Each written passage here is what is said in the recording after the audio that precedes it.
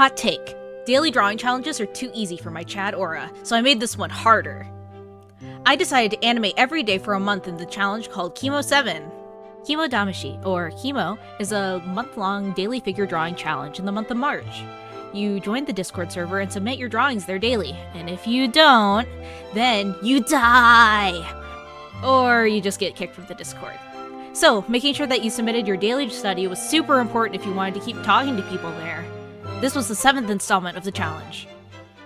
At the dawn of March 1st, 2,222 participants awoke to find themselves separated into two teams, Easelbox and PC Case. This year's theme was based on a pair of twins who correspond to traditional and digital art. Easelbox's mascot twin was Sienna, a traditional painter who creates artwork from the heart. PC Case's mascot twin was Tara, a studious digital painter who was always striving for greater heights.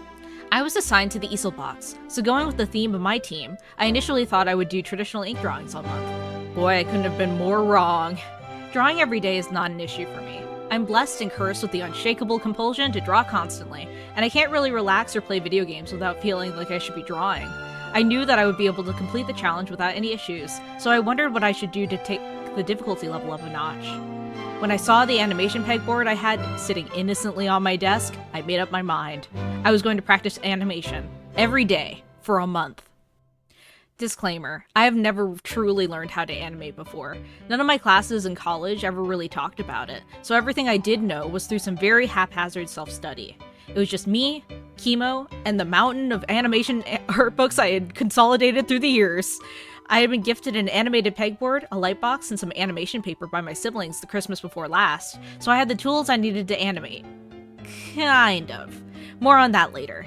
With my mind made up, I forged ahead and did my first daily study for Kimo. My first study was of a set of keyframes from the Mob Psycho 100 Season 3 art book. This one was of Teru running at %% mob, using his scarf as a weapon. This is what we artists call a master study. You try to make a copy as best you can from the actual piece, in order to understand what the original artist was doing without tracing it. I would do several more master studies throughout the month, but I would also make animations from reference and/or imagination as well.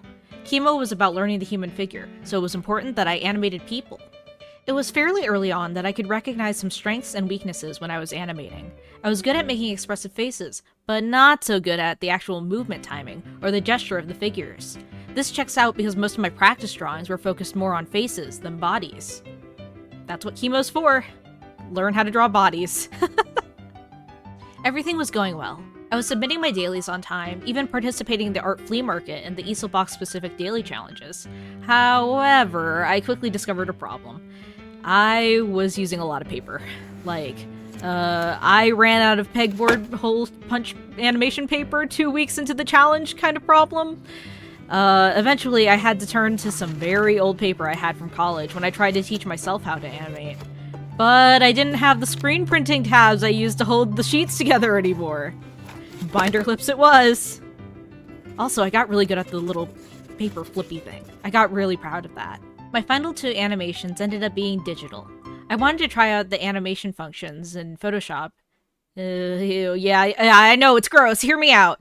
I'm having some severe Pokemon brain rot, so I wanted to animate Volo digitally, okay? Okay, I know I'm 14 and this is deep, but if the new Devil May Cry anime can do it, so can I. The absolute final animation was a study from Yu-Gi-Oh! Zexal.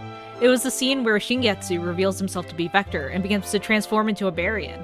The scene lives rent-free in my head. I love Vector and Yuma so much. The impact that this duel had on Yuma and Astral's bond and how they overcome it is peak Yu-Gi-Oh! Writing. You can't see me, but I'm gesturing Italianly. I had to draw it. I even found the original keyframe animator on Twitter. Truly the goat of goats. Anyways, KIMO7 was fun, but unfortunately all good things must come to an end. In the final hours of Kimo, we sat in voice call and watched the most confusing movie I've ever seen. Wrist waters on my neck, anybody? We said goodbye as we watched the server be deleted in real time. That was a blast. Shout out to my goats Loaf, Grills, Axiom, Rybread, Robot, and Crayon.